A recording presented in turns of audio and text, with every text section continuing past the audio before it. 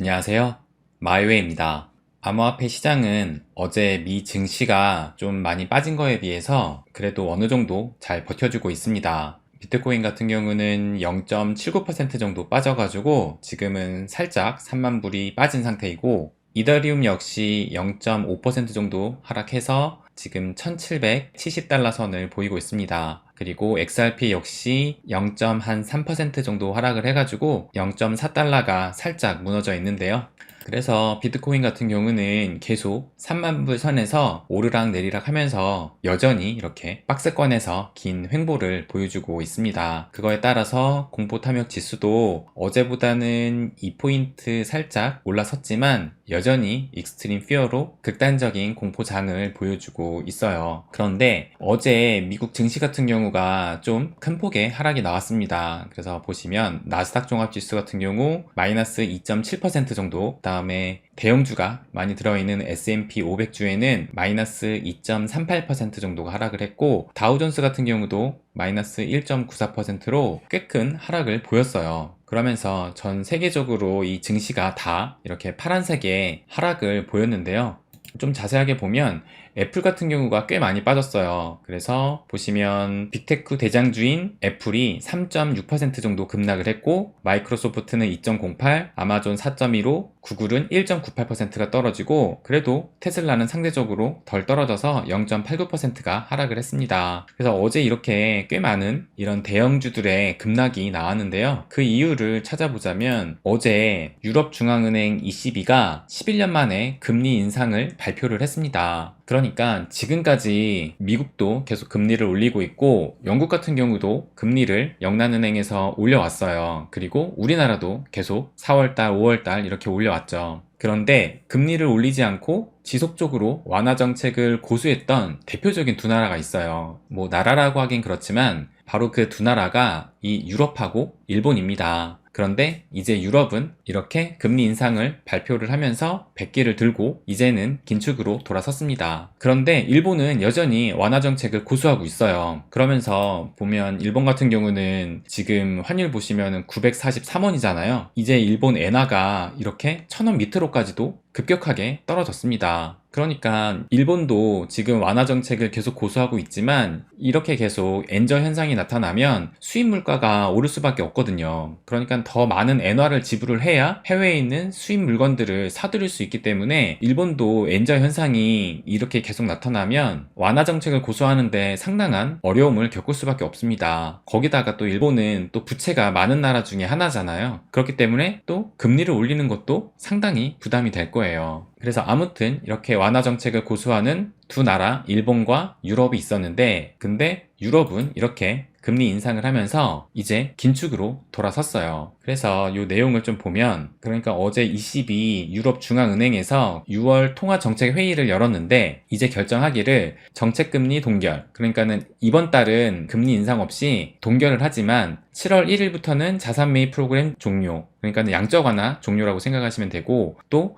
7월 9월에 금리 인상, 그러니까 다음 달부터 금리 인상을 하겠다라고 이렇게 예고를 한 거예요. 그러면서 기준금리를 7월에 0.25%포인트 인상하고 9월에도 경제 추이를 보며 인상폭을 결정하겠다는 계획이다. 그러니까는 다음 달에 0.25%, 그러니까 25bp를 올리고 9월 달에는 이제 추이를 보면서 만약에 악화가 된다면은 7월보다 더 크게 0.5%니까는 이제 빅스텝으로 갈 가능성도 열어뒀다라고 이렇게 얘기가 나오고 있어요. 그런데 이 ECB가 기준금리를 올리는 것이 11년 만이라고 합니다. 그래서 요거를 보게 되면 유로존, 그러니까 유럽의 중앙은행 기준금리가 0%예요. 그런데 보시면 지금 쭉 보면 계속 0%였던 거예요. 그러니까 2016년 3월 기준금리를 0%까지 낮춰서 지금까지 6년째 0%를 유지해 오다가 금리를 인상하는 것은 11년 만에 또 처음인 거예요. 그러니까 어제의 이 결정은 좀 역사적인 결정이다라고 볼 수도 있는 거예요. 그러면 이 유럽은행이 지금까지 이렇게 몇 년간을 0%의 금리를 유지를 하고 또 양적 완화를 계속해 오다가 이렇게 갑작스럽게 긴축으로 돌아선 이유는 바로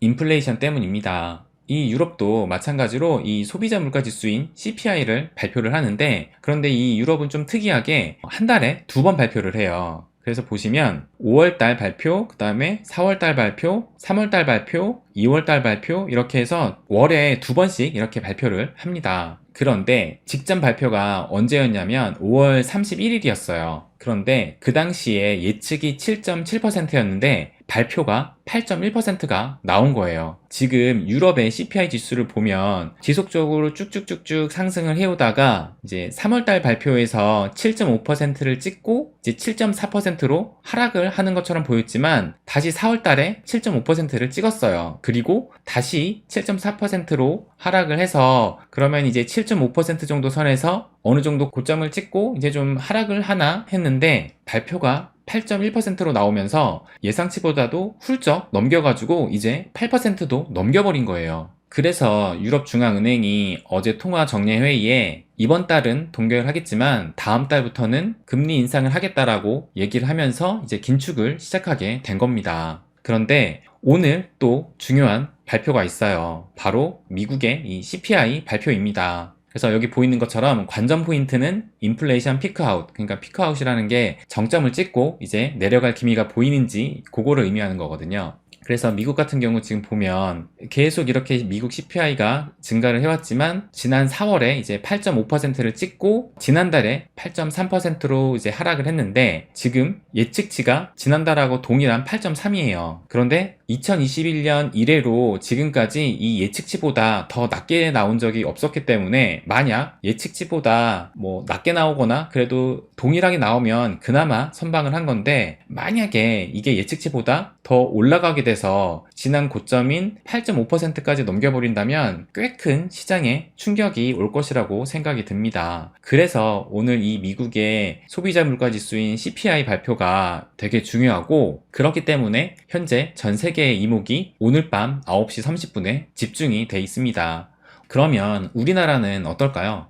우리나라 같은 경우도 며칠 전에 이제 소비자 물가를 발표를 했는데 5.4% 상승을 하면서 13년 9개월 만에 최고치를 경신했다고 이렇게 발표를 했어요. 그러면서도 당분간 5%대 물가 상승률이 지속될 거라는 우려가 나온다라고 이렇게 기사가 나왔습니다. 그러다 보니까 어제 한국은행의 총재 이창용 총재가 금리 인상 시기 놓치면 피해 커, 인플레 파이터 역할 강조라고 이런 발언을 했습니다. 그러면 우리나라 기준금리를 보면 우리나라 기준금리가 이제 보시면 현재 여긴데 지난달에 금리 인상을 해가지고 현재 1.75%까지 올라왔어요. 지금 4월, 5월 연속으로 해가지고 25bp씩 상승을 해서 그래도 우리나라는 베이비 스텝으로 이렇게 금리 인상을 해왔는데 어제 이 한국은행의 총재의 발언으로 해가지고 한국은행이 7월, 8월 금융통화위원회에서 연속으로 기준금리를 인상할 가능성이 높아졌다라고 해요. 그러면서 연말에는 금리가 2.75%가 합리적이다라고 이제 전망을 하면서 한국은행이 초유의 6번 연속 기준금리 인상을 시사했다라고 이런 기사까지 나오고 있어요. 그러니까는 현재 우리나라 금리가 1.75%인데 2.75%니까 앞으로도 1%가 더 올라갈 수 있다라는 얘기예요.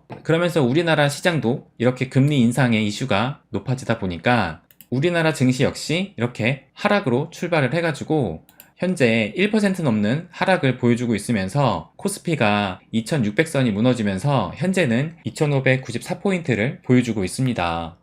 그러니까 정말 이 인플레이션의 공포가 점차 피부로 와닿고 있고 또 이게 인플레이션으로 끝나는 게 아니라 경기 침체라는 스태그플레이션으로 번질 수 있다는 그런 우려가 계속 나오고 있는 상황이에요. 그래서 참 여러모로 쉽지 않은 장을 보여주고 있는데요. 어제 영상에 제가 올린 이 영상에 한 구독자님이 댓글을 달아주셨어요. 그래서 그 댓글을 한번 보여드리면 기술주 아직 저점 아니다라는 기사는 개미들아 빨리 물량 던져라. 그러면 상승장 시작해줄게. 공포조장 형성은 참 역사적으로 지랄나게 하는 듯. 쫄지 마시고 어차피 존버하실 거면 저점 월급 분할 매수로 물량 모으고 잠시 차트 그만 보시고 운동하고 가족 챙기고 건강 챙기고 취미생활 늘려가시면 언젠가 환희의 장이 올 겁니다. 화이팅 하면서 이렇게 댓글을 달아주셨어요. 저는 이게 맞는 얘기라고 생각을 합니다. 근데 또 이렇게 생각할 수가 있어요. 이렇게 장이 불안하고 앞으로 더 장이 많이 빠질 것 같다라는 전망도 많이 나오는데 이렇게 존버하는 게 맞냐라고 생각하실 수도 있을 거예요. 근데 그것은 본인이 판단을 해야 합니다. 투자에는 정답이 없습니다. 제가 이 기사도 한번 보여드릴게요.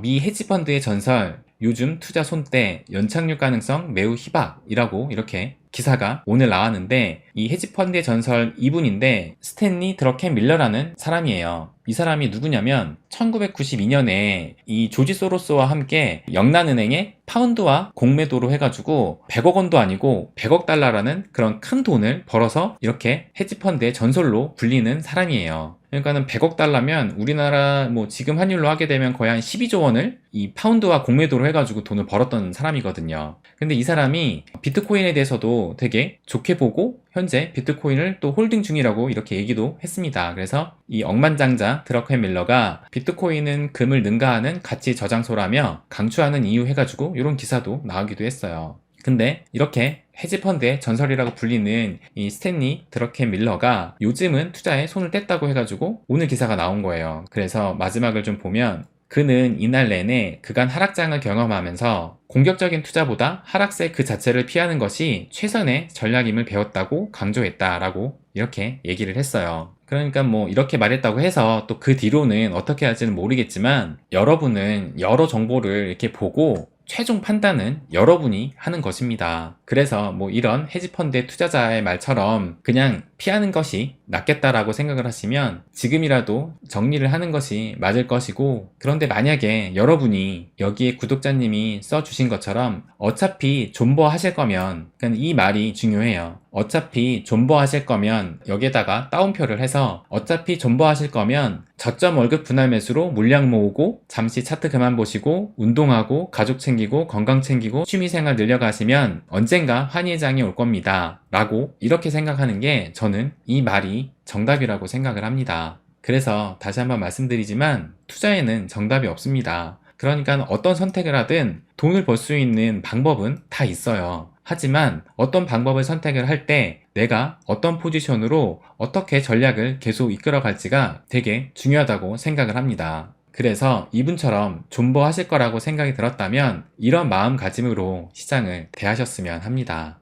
네, 오늘은 주요국의 금리와 인플레이션에 대해서 말씀을 드렸는데요. 사실 길게 본다면 매일매일의 뉴스는 크게 의미 없다고 생각을 합니다. 뭐 오늘 CPI가 발표를 하지만 이것도 하나의 일시적인 이벤트로 지나갈 것이고, 길게 보면 이런 뉴스는 다 잊혀질 것이라고 생각을 합니다. 네, 그럼 오늘은 여기까지 하겠습니다. 항상 제 이야기 끝까지 들어주셔서 감사드립니다. 부자가 되는 길, 마이웨이.